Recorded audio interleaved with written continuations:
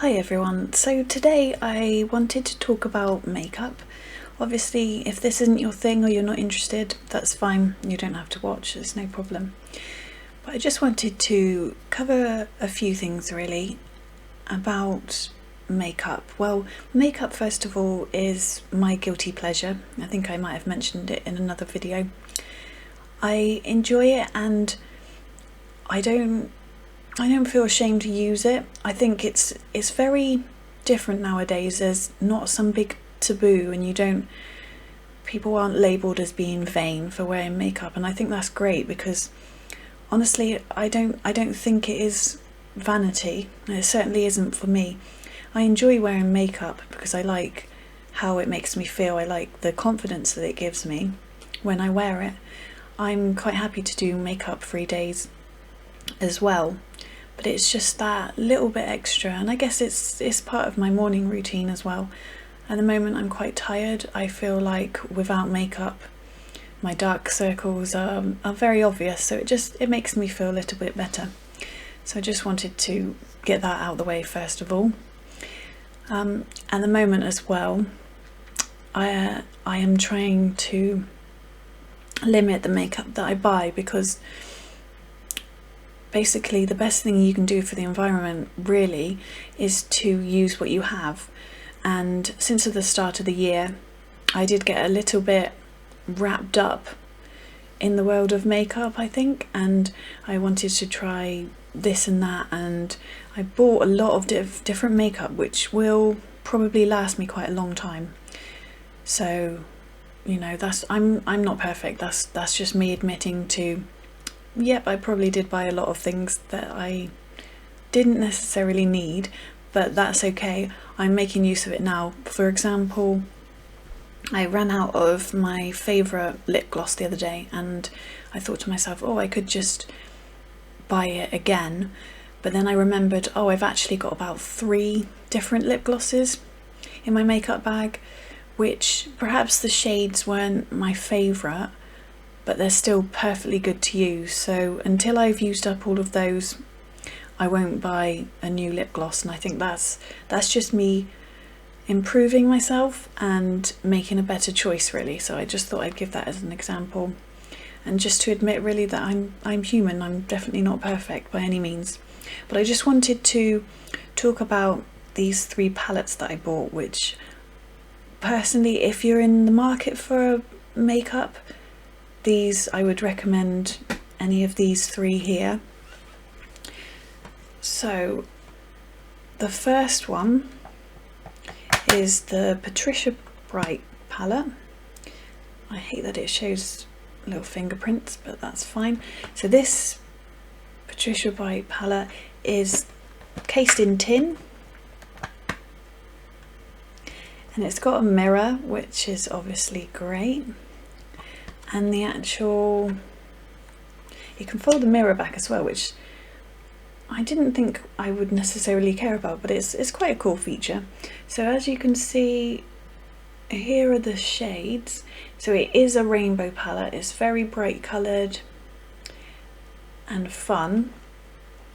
When I first got this, oh my goodness, I can't remember, back in the spring, I used this quite a lot, creating a lot of different looks with it.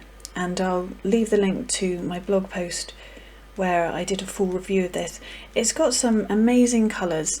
This is obviously a Revolution Patricia Bright palette, and I don't actually watch this. She's a YouTuber. I don't actually watch her myself, but it seems like she's doing very well. She's got several million subscribers, but this palette is really beautiful. The shades are amazing. Like this honey pot shade is lovely, and I created some really good looks with this. I'll leave an example here. It's an amazing palette, and I believe I paid £20 for it, which personally I think is pretty good value for what you get. So you get 28 shades in here as well, which is brilliant. And there's just a brief overlook. There is 2 glitters, which is the silvery glitter and the red, and plenty of mattes, which I personally really love at the moment, and there is also obviously a couple of shimmers as well, but it's an amazing palette. I would definitely recommend that to anybody. The next one I wanted to discuss was one that I've bought really recently. This was probably my last makeup purchase. Oops. This is my last makeup purchase from Tammi, Clarke, and this is the Tropical Twilight palette. So this is Makeup by Tammi, and the shades, it's not a rainbow palette as you can see,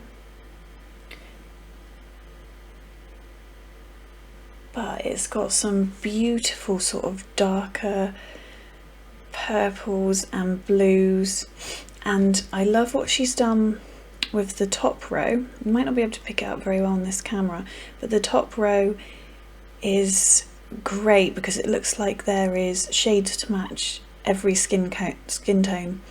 And when she brought out this collection, she brought out a couple of contour and blush palettes, I believe, which were suitable for darker skin tones, which is obviously very much needed at the moment. There's a huge gap in the market, but being, you know, a white person myself, it wouldn't have really been suitable for me to buy, but I obviously completely back her on doing that, because when you see a lot of beauty companies, when they bring out a foundation and they bring out 10 shades for it, and it's not good.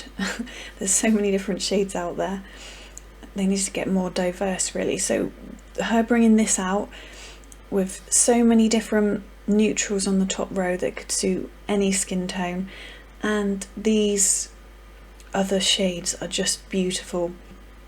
So it's not just another rainbow palette, as it were. This is a really cool palette, and the shimmers are like a sort of squidgy texture, so they come off fine on my finger. You can see the light's not great in here, but they're just slightly spongy is the only way I can describe it, really. But they were really easy to work with, especially for a novice like me. I'm very far from a makeup artist, but I do just, my guilty pleasure is to play around with makeup, and when I get the chance and the time. So this palette is amazing.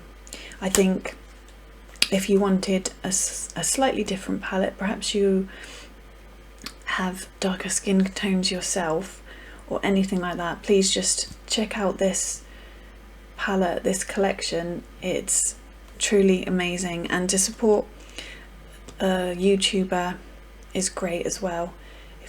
I'll leave a link in the description for both of the YouTubers' channels as well, if you wanted to check them out, because Tammi has such an amazing personality. I do genuinely love her, and although I'm trying to obviously limit how much I spend on makeup at the moment and trying not to buy unnecessarily, this is one purchase which I don't regret. I think it's a beautiful palette, and I'm happy to have it in my collection, as it were.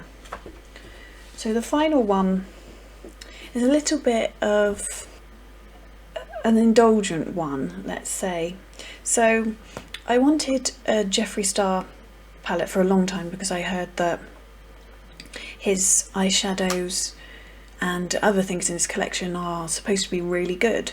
So I wanted to treat myself to it, but at the same time, it's a lot of money, and I couldn't justify, you know, spending that much money on a palette. But luckily my family chipped together this year for my birthday, and they bought me the Blood Sugar palette from Jeffree Star, and it is a lovely palette. This is solid, you know, it's PU leather as well, so completely vegan and cruelty free.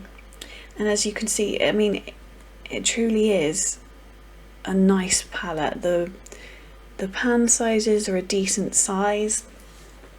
I haven't actually used this one as much as perhaps I should have done, but the shades are really nice, and lots of neutrals in here, but the odd bit of colour just to break it up, you know.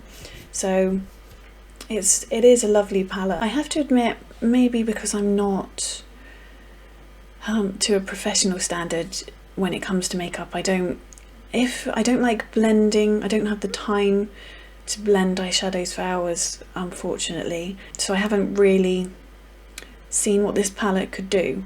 But I think when I get a little bit more time in the autumn, when my boys are back at school, then I'll be able to fully have a play around with this. But this is a great palette if you prefer neutral tones but you also want a tiny little bit of colour. It is a very nice palette, definitely, if you ignore all of the drama that goes along with it, of course, which is not what I'm here to talk about. I'm just here to talk about the makeup and to show you some great vegan and cruelty-free options, really. So this is the 3 purchases that I've had this year, which I wanted to talk about today. Like I said, I won't be buying any more makeup. There's a few things that once I've run out of them, like mascara, I'm actually on a mission this year to get rid of as much of the plastic makeup that I have. I know there are options from watching recent YouTubers like Sustainably Vegan and Shell Bizzle. I've realised that there are actually some mascaras, for example, that you can get in bamboo. So I'm going to have a look out for those, and I intend on switching out as much as I can. But I mean, these palettes will last me a very long time. I'm not the sort of person to just, you know, throw it out because I've finished a couple of the pans. So I don't regret the purchases, but I think perhaps they were a bit unnecessary. I said I'm not perfect, I'll fully admit that, but this year has made me realise definitely that I had slipped back into a lot of normal ways, as it were. So, you know, buying a lot of cleaning products that were in plastic packaging, which of course you can recycle, but I'm realising now that there's actually so many different alternatives to a lot of things, including makeup. So I'm going to have a look out, and when I do need to replace things, only then I will. But otherwise I've got a pretty nice collection, considering. Okay, well, sorry if I rambled on a little bit too much today. I hope you enjoyed my video, and do let me know in the comments if there's anything in particular that you found this year, any product, skincare or makeup that you found really good, preferably in sustainable packaging. And like and subscribe if you'd like to hear more.